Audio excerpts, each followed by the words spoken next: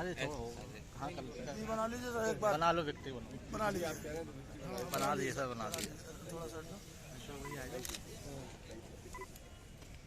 अब आए बिंदास फोटो सर। ठीक है। फिर प्रशासन इसमें कमियां निकाल। ये आपने कांग्रेस छोड़ी है, कांग्रेस के कुछ कार्यकर्ता जो है नेता कुछ कर रहे हैं। सवाल कांग्रेस या हमारे विरोधी क्या कर रहे हैं ये नहीं, चुनाव आयोग क्या कर रहा है, प्रशासन क्या कर रहा है, ये महत्वपूर्ण है। विरोधी तो विरोध करेंगे नहीं, लोकतंत्र में अगर विरोध नहीं होगा, कोई सवाल नहीं करेगा तो लोकतंत्र कैसे होगा। मुझे उनसे कोई शिकायत नहीं है जो इस पहलू को उठा रहे हैं, लेकिन वो पहलू सही है कि नहीं है, बिना देखे बिना समझे आज 3 दिन 4 दिन हो गए, उसके लिए NOC नहीं मिल रही थाने से। ये बड़ी विचित्र स्थिति है।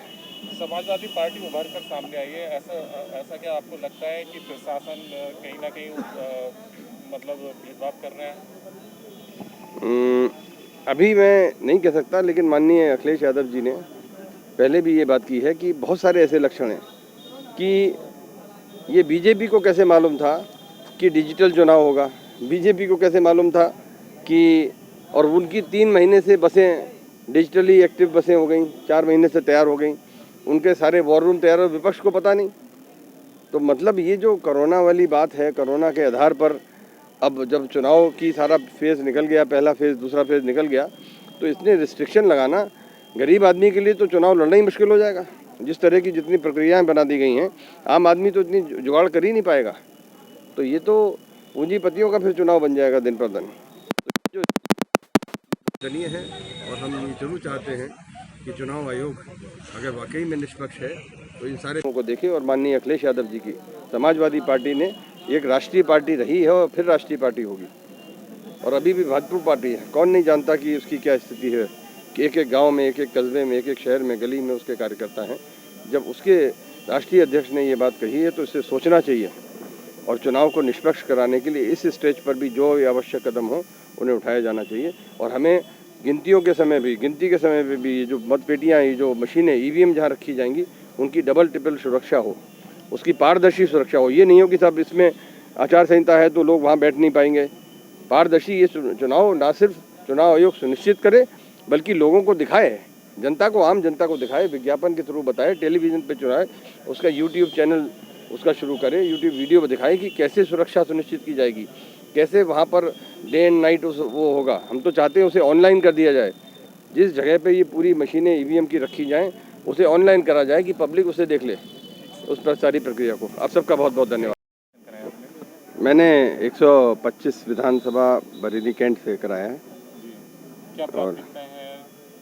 हमारी प्राथमिकताएं अभी तो ये हैं कि चुनाव निष्पक्ष होना चाहिए, जिसके अंदेशे जो हैं, हम तो इस इशू पर हैं कि चुनाव जो है वोटिंग मशीन EVM के बजाय मैनुअल होना चाहिए। हमारा बहुत बड़ा मुद्दा ये है, और हम ये चाहते हैं, और इस बात को जोर देने के लिए हम इस नामांकन को भी कर रहे हैं और इस मुद्दे पे चढ़ेंगे। लेकिन इलेक्शन कमीशन इसमें सुनवाई नहीं कर रहा, और जो विपक्षी पार्टियां हैं तथाकथित या जो भी कहिए, तो उनकी बात उन्होंने नहीं कहा, मैं इसको उपयुक्त नहीं मानता। चुनाव आयोग को खुद सुनिश्चित करना चाहिए। जब सारी दुनिया में, जब पूरी दुनिया में ज़्यादातर देशों में जहाँ लोकतंत्र है, वास्तविक लोकतंत्र है, वहाँ पर मशीन से चुनाव नहीं हो रहा है, वहाँ बैलेट पेपर से चुनाव हो रहा है। तो हिंदुस्तान में जहाँ 130 करोड़ लोग हैं, वोटर हैं, और जहाँ पर हर दल फोरम पे, पब्लिक फोरम पे पब्लिकली कह रहा है कि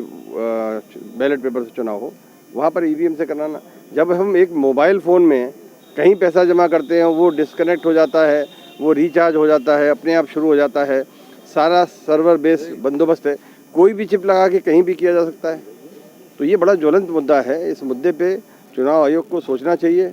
और अगर मेरा तो ये मानना है, हमें ये अंदेशा है कि कहीं सुप्रिया अरेन जी का पर्चा कहीं खारिज ना कर दें, तो हमें इसलिए नामांकन करना पड़ रहा है कि चलो भाई, अगर ऐसा कुछ हुआ तो हम कम से कम स्टैंड बाई में तैयारी तो करें। तो इतनी शोचनीय स्थिति है कि हमें कार्यालय की परमिशन नहीं मिल रही। अब ये कि साहब किसी में कहीं कुछ निकाल दिया 2 लाइन का, ना तो कोई कोर्ट का स्टे देख रहा है, और थाने से परमिशन नहीं मिल रही कि साहब आपने जो है ये वहाँ पर एक किसी ने न्यूज़ निकाल दी है, कोई विवाद है। तो साफ तौर पे ये मान लिया जाए कि आपके मन में डर है कि कहीं ऐसा ना निश्चित हो रूप कि से नामांकन आपका कैंसिल हो जाए? निश्चित रूप से हमें पार्टी के कई साथियों ने, कई कार्यकर्ताओं ने और जनता ने भी इस बात को किया कि भाई जिस तरीके से जो लक्षण दिखाई पड़ रहे हैं, कि चुनाव कार्यालय की, प्रधान चुनाव कार्यालय की परमिशन नहीं मिल रही। मेरा तो निवेदन अनुरोध है कि चलिए, सुप्रिया हिरन जी का जो है यहाँ पर 30 साल से चुनाव का वो चल रहा है, कार्यालय बनता रहा है, मेयर के चुनाव में, लोकसभा के चुनाव में सुप्रिया जी के, और अब उसी बिल्डिंग के लिए ये हो रहा है कि यहाँ पर नहीं होगा। तो ये मैं क्या चुनाव आयोग से शिकायत करने जा रहे हैं? बिल्कुल शिकायत करेंगे। चलो बैठ कर चलिए सर बाइट कर लेते हैं, बाइट कर लेते हैं।